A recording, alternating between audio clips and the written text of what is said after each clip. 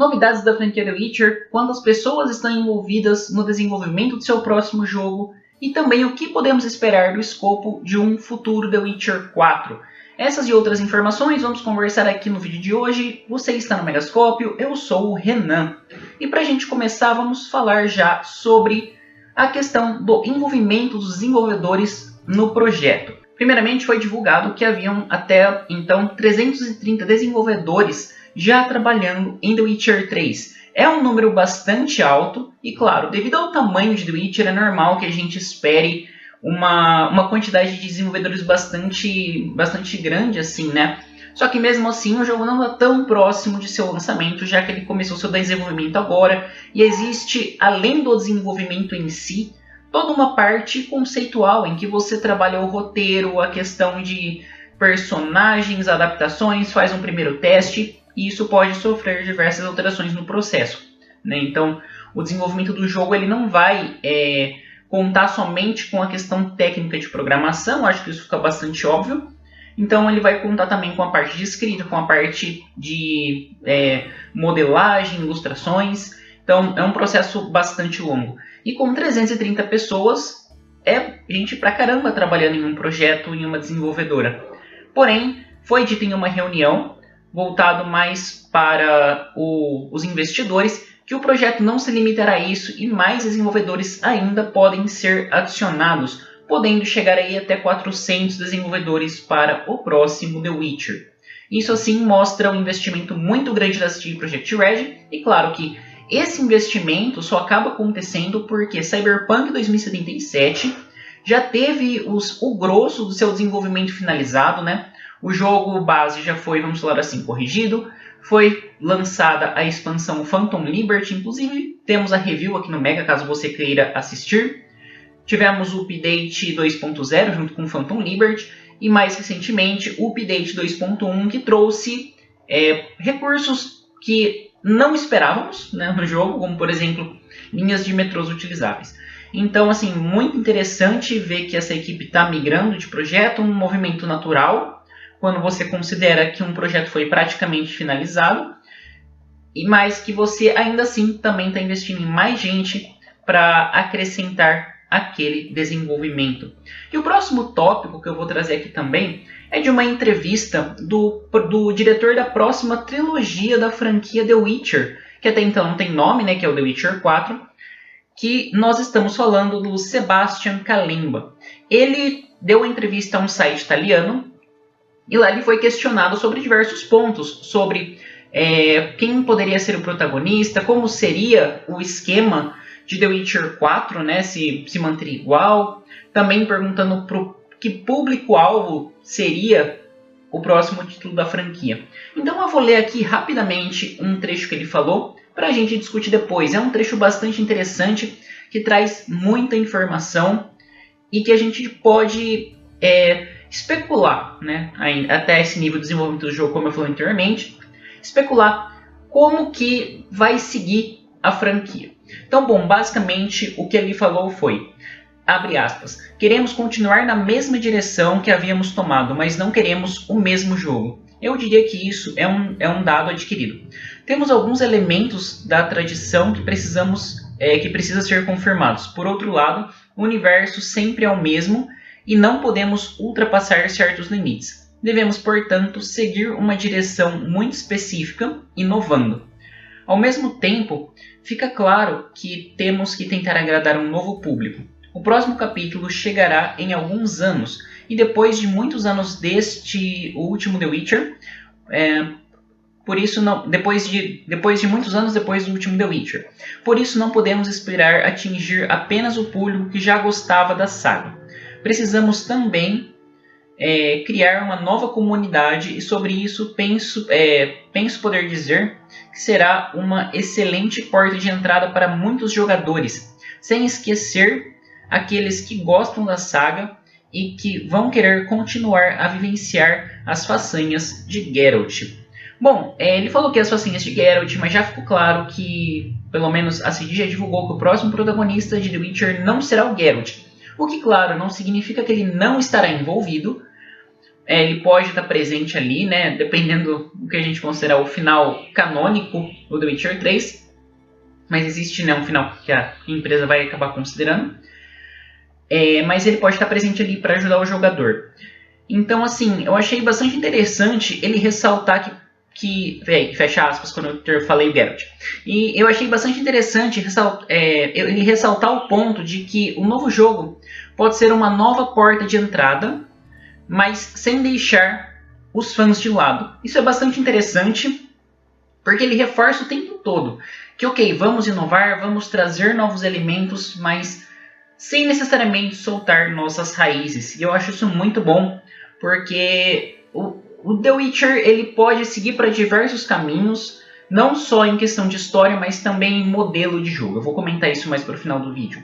Mas você trazer elementos que agrade tanto o público antigo como o público novo, eu acho muito legal você ter esse aumento de escopo e acabar conciliando as duas coisas, sabe? The Witcher 3 é um excelente jogo. Quando a gente compara com The Witcher 2, teve não só uma evolução gráfica, mas uma evolução de mecânicas. Tem coisas ali, por exemplo, no combate de The Witcher 3, que eu acho que podem sim ser melhoradas, mas é um jogo extremamente divertido e eu acho que é isso que a gente espera para um The Witcher 4. E outro ponto bastante interessante durante a entrevista foi que ele comentou sobre dois elementos que eu gostaria de destacar aqui, que é sobre a criação de personagem e a construção de background. É bastante comum que em RPGs em que você pode fazer criação do seu personagem, você definir qual era o passado dele ou alguns acontecimentos, né? Aí até mesmo para um RPG de mesa, por exemplo. Porém, The Witcher, o que a gente vê não é bem isso. O que a gente vê é que nós temos um protagonista estabelecido, vamos pegar aí The Witcher 3 como exemplo, e o Geralt tem o seu background já estabelecido. E conforme você avança, você realiza uma nova construção de background em cima do que já está estabelecido. Porque você pode tomar uma decisão em determinado ponto do jogo que vai afetar o futuro dele. Isso pode acarretar lutas, discussões, novos diálogos. Então isso é bastante interessante. O que eu senti pela fala do Sebastian Kalemba é que vai ser mantida essa linha, é que a gente vai continuar vendo um jogo em que o personagem vai ter o seu background e nós iremos continuar esse tipo de desenvolvimento. Assim como quando ele fala da criação de personagem, o que dá a entender é que é muito mais pelo lado do escritor, pelo lado da própria CD Projekt Red. E particularmente é isso que eu espero, porque eu gosto de como a CD trabalha os seus personagens e como o jogador acaba influenciando na sua construção durante a sua gameplay, né? Segundo as ações que você toma frente aos acontecimentos que o personagem enfrenta. Eu acho que isso traz uma boa estrutura narrativa, ajuda para quem está escrevendo as missões, escrever uma coisa mais profunda, e tomara que seja mantida aí para o próximo The Witcher. E voltando àquela primeira declaração que ele falou sobre você inovar dentro do universo The Witcher, mas reconhecer que ele apresenta certas barreiras, eu acho muito legal isso, porque mostra que quem está escrevendo a história, a equipe que está por trás do novo jogo, entende o nível de crível daquilo que você está adicionando ao universo. Então isso é legal porque, ok, nós podemos pensar diversas formas de extrapolar a barreira aqui pela história, mas até que ponto a gente pode extrapolar para não descaracterizar o que está estabelecido, apresentar novos recursos e não perder os jogadores já mais antigos, né? Isso também combina bastante com o que ele falou na questão de você manter o público que você já tem e cativar um novo público.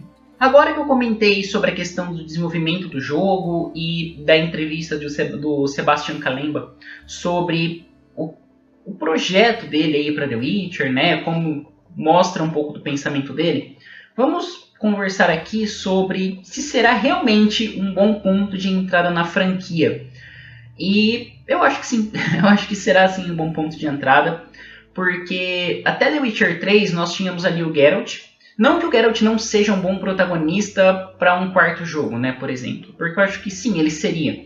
Só que o que acontece é que você tem um personagem que já teve muita bagagem. E às vezes, para quem vai começar, é difícil você apresentar um personagem que tem tanta bagagem a ponto de você... Ah não, porque ele está brigando com o personagem XYZ? Ah não, é porque há 2 jogos atrás aconteceu tal coisa. Esse fator de você pegar 2 jogos atrás me remete muito àquele sentimento de ver um filme da Marvel hoje. Que você começa a ver, tem um acontecimento que aparece totalmente fora de nexo no filme. Quando você vai ver é porque há 3 filmes atrás o personagem apertou o botão, sabe? Essa correlação de história ela é interessante, mas ela prejudica um público novo que está chegando. Então, por mais que os jogos possam ser vinculados aos filmes, etc., eu acho que você buscar uma independência dentro de cada um é extremamente interessante e mais atrativo para um público geral.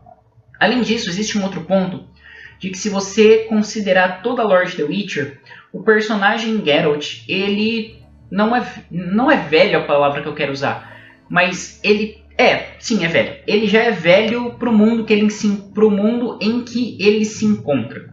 E eu digo isso porque, por exemplo, em The Witcher 3 a gente já vê a questão da rejeição aos bruxos, né? Na verdade, na boa parte da franquia The Witcher, a gente já vê essa questão da rejeição aos bruxos, mas uma tolerância pela presença de monstros. No jogo nós temos uma quantidade de monstros formidáveis, mas se a gente pegar e expandir esse universo para os demais materiais e considerar, por exemplo, as HQs, nós temos aí títulos como Fading Memories e Witch's Lament, que eu aconselho demais a leitura e temos a review aqui no canal também, que mostra já um mundo em que os monstros já não existem com tanta frequência. E isso, logicamente, faz as pessoas ditas normais questionarem quais papéis um bruxo pode exercer além de matar monstros, como se fora aquela atividade ele não fosse mais integrado àquela sociedade. Então, eu acho interessante uma mudança de personagem porque você pode mostrar uma mudança geracional, você pode apresentar novos problemas para ele resolver. Além do que, claro, sempre existe aquela carta na manga. Nossa, um novo portal se abriu e apareceram uns monstros diferentes. Porque isso seria plausível dentro do universo The Witcher, dentro de certos limites. Mas bom, gente, é isso aí. Vou ficando por aqui. Espero muito que vocês tenham curtido. Se inscreva no canal, ative o sininho. Dê um joinha que ajuda bastante na divulgação. Na descrição, link para as nossas redes sociais. Para o site do Mega, em que vocês encontram muitas matérias interessantes. E também para o nosso link do Padrim, caso você queira nos apoiar. Nos comentários, fala aí o que você acha de The Witcher 4, o que você espera, quem você gostaria que fosse o protagonista. Vamos trocar uma ideia aí que é sempre muito interessante. Lembrando sempre que sugestões para futuras temáticas são sempre muito interessantes. E claro, antes de finalizar o vídeo, deixo aqui um grande abraço aos apoiadores do Mega. Bom, é isso aí, muito obrigado e até a próxima.